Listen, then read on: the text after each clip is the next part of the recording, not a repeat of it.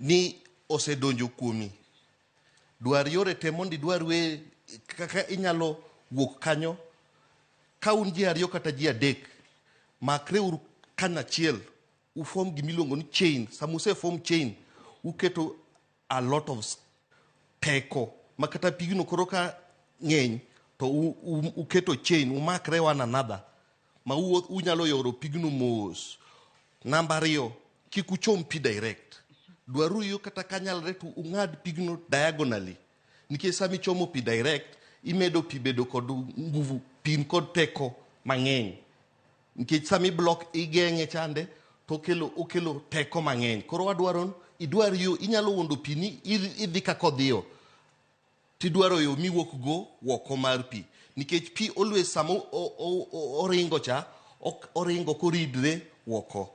Odhi towards the end. Koro iwuotho diagonally. Ibro po kichopo kama koro inie kama ber. Namba 2. Wawinj gik ma sirikal wacho.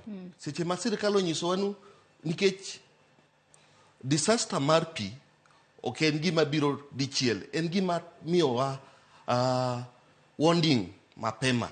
To ka sirikal onyiso wanu wawuoguru kende wabedru kuonde mamalo kaka winjo kiwacho, wan kaka jokanyo nam, wawinj gik ma sirikal wacho, wawinj gik milandonwa e redio, nikech heri mondo irit ngimani. Seche miwuok okono idhi kama geng'a mamalo, nitiere yore minyalo geng'ogo koth, inyalo geng'ogo pi.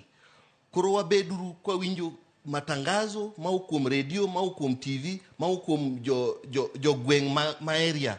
Nikech jogweng' miyowaga warning mapema. Koro kwa winjo matangazo go, to bro konyowa mapema. Seche mineno ka pi ng'eny, pi mosekalo inji 2 en pi marach. Nikech ng'ato nyalo bedo ni penjore ni inji 2 en pi mochopo kanye e dend dhano. Pi mosechopo